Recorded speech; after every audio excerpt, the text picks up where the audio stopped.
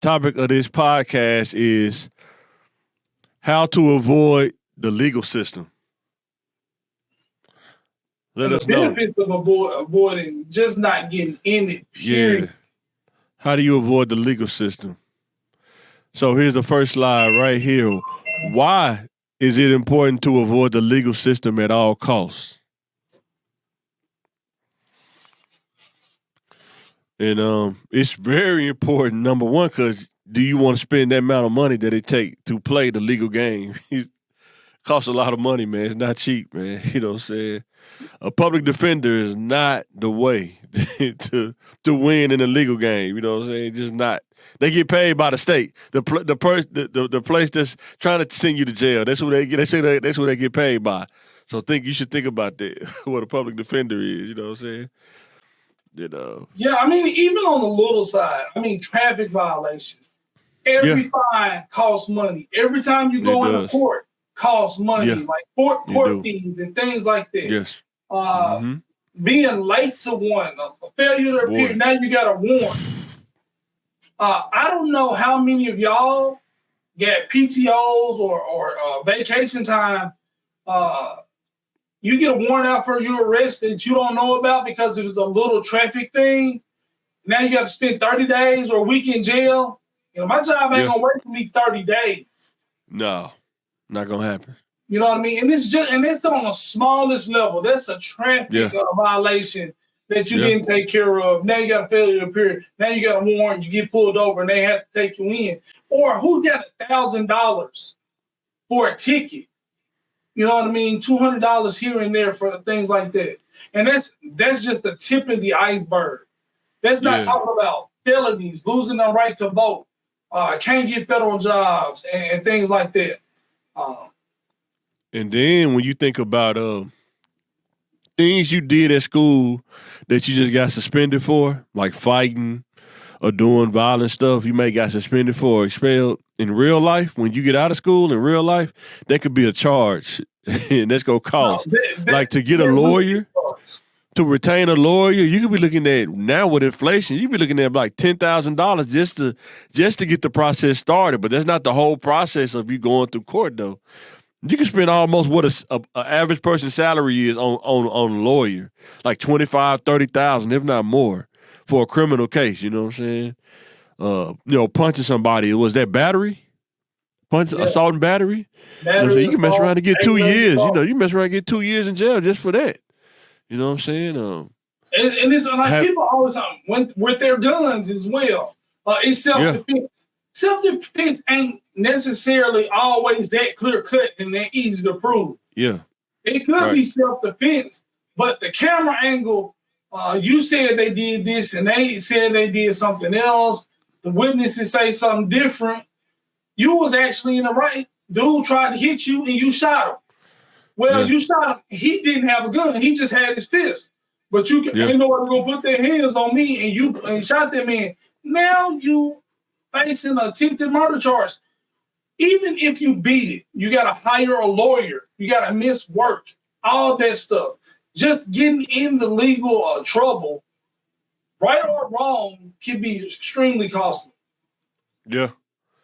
And when you think about like what you were saying with self-defense, this is for real. Some situations you get in, that's why it's good to avoid it if you can.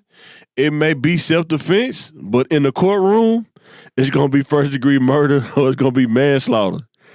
You had to use self-defense to get out that situation. Let's say if you go do a drug deal, you don't think this dude going to try to kill you. Well, you got to defend yourself to get out of that situation, but now it's drugs and stuff involved. You had to defend yourself. It's self-defense, but somebody dead. You know what I'm saying? But you got to defend that in the court of law. How do you paint that picture? You know, like you think it's automatic, but you have to prove it's going to be. They're paying somebody that makes six figures to prove it wasn't self-defense. And you going to pay a dude $100 a day, or you cheat $25 a day to defend you, or a public defender that's getting paid $35,000 a year to defend you. they're gonna tell the story. They're gonna tell a really good story. I've been in court, Oh yeah. and I've seen the way the prosecutors spin that story. You just, yeah, somebody did, and yeah, they're gonna try to get you. So don't put yourself in these situations. You know, I always say carry a gun, but hey, if you carrying a gun just for self-defense, you better have a lawyer on retainer. If you pull that thing out, like if you fight somebody, both of y'all can walk away. It's a possibility. When you pull a heater out, somebody gonna be staying there forever. Yeah, I'm trying to find this video on active self-protection where this dude was he was at a protest and some dudes had jumped on him and he pulled his gun out and shot one of the dudes. But then the way that it happened, who pretty much got met, he probably finna go to jail for that, you know what I'm saying? Because you can't. He pulled it out after he kind of got away from him. And then, matter of fact, here you go, right here. He wasn't in danger anymore. They're gonna analyze every second. If you go over somebody else's house, you go over. Go ahead. Let me get to the part. Hold on. Okay. You on somebody else's property defending yourself. Why was you there? Hold on, it ain't. Maybe I ain't got no volume on this one. Let me see. Yeah, I don't know why it's not. That's weird. Let me do this one. Let me go back to it. All right.